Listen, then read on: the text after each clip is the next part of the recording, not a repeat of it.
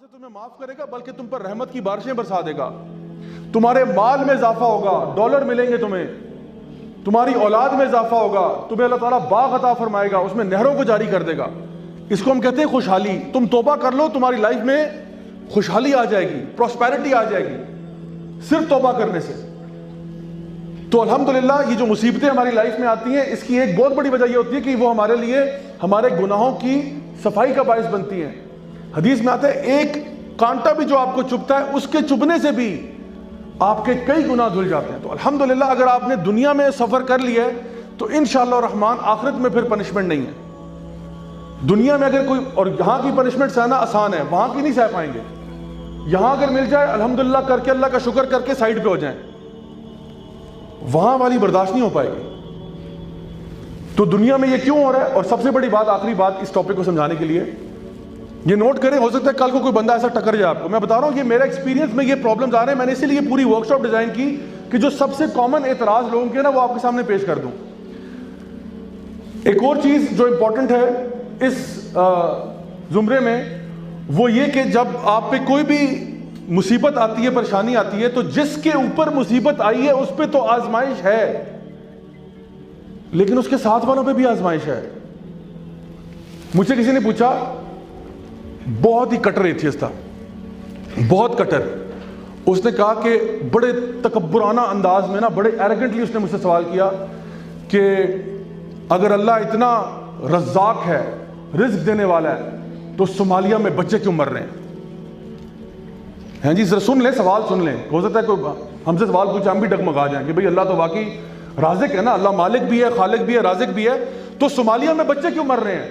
اور اس نے بڑے ڈرامیٹکلی مجھے کہا کہ وہ بدک بدک کے بچے مر جاتے ہیں, اور سسکیاں لے کے ان کی آواز سنو, ان کا فلاں سنو. میں نے کہا بیٹا پہلی بات ہے آپ ایموشنل نہ ہو, میں جواب دیتا ہوں آپ کو انشاءاللہ. دوسری بات یہ کہ اللہ تعالیٰ نے, یعنی WHO کی, ورلڈ ہیلتھ آرگنائزیشن کی رپورٹ ہے جس کے مطابق وہ کہتے ہیں کہ دنیا کے اندر رزق کے جو ذرائع ہیں یا جو وسائل ہیں رزق کے, وہ اتنے زیادہ ہیں کہ 3 پلانٹ ارتھ کو کھلا پلا سکتے ہیں. دنیا کے اندر رزق اتنا زیادہ ہے, اگر آپ اناج لیں, غلہ لیں, فروٹس لیں, ویجیٹیبل لیں, میٹ لیں, وہ اتنا زیادہ ہے کہ اگر ارتھ کی تعداد 3 گنا بھی ہو جائے تو وہ کھا پی سکتے ہیں سکون کے ساتھ, کوئی ٹینشن نہیں ہوگی, 2 وقت کی روٹی سب کو ملے گی انشاءاللہ. لیکن میں نے پوچھا پھر بھی مجھے تم بتاؤ کہ ایسا کیوں ہے کہ صومالیہ میں بچے بھوکے مر رہے ہیں اور امریکہ میں بچے کھا کھا کے مر رہے ہیں. مڈل ایسٹ میں بھی, دبئی, ابو دھابی سائڈوں پہ بھی اگر آپ جائیں, وہاں پہ عرب کنٹریز میں بھی لوگ اوبیسٹی سے مر رہے ہیں. یہ کیوں ہے؟ یہ اس لیے نہیں ہے, اللہ تعالیٰ نے فرمایا قرآن مجید میں انی جاعل فی الارض خلیفہ, تمہیں میں خلیفہ بنا کے بھیج رہا ہوں, تمہیں میں نے سارے ریسورسز دے دیے ہیں, اب تمہارا امتحان ہے تم کس طرح ڈسٹریبیوٹ کرتے ہو. زکوٰۃ کا نظام اللہ نے نافذ کیا ہوا ہے, اللہ نے بتایا زکوٰۃ دو گے. اب لوگ اگر زکوٰۃ نہیں دے رہے تو یہ قصور اللہ کا نہیں ہے, لوگوں کا قصور ہے. اللہ نے انف ریسورسز دیے ہم سب کو, اور اگر اس کی تقسیم کریں عدل کے ساتھ, انصاف کے ساتھ, جس طرح عمر بن عبدالعزیز کے دور میں ہوئی, تو یقیناً خوشحالی آ سکتی ہے کہ لوگ زکوٰۃ دینے جا رہے ہیں اور لینے والا کوئی نہیں ہے. لیکن آج مسئلہ کیا ہے کہ کچھ لوگوں کے ہاتھوں میں سب کچھ ہے اور باقی ساری عوام بیچاری بھوکی ننگی پھر رہی ہے. تو اس میں مسئلہ, یعنی آپ اللہ سے سوال نہیں کریں گے کہ رازق تو تھا کیوں نہیں رزق نہیں دیا, اللہ تم سے سوال کرے گا کہ تجھے میں نے خلیفہ بنا کے بھیجا تھا, تو بتا ڈسٹریبیوشن آف ویلتھ کیوں ایسے ہوئی؟ جب میں نے ایک نظام تجھے دیا تھا, وہ نظام کیوں نہیں تو نے اس کے اوپر امپلیمنٹ کیا؟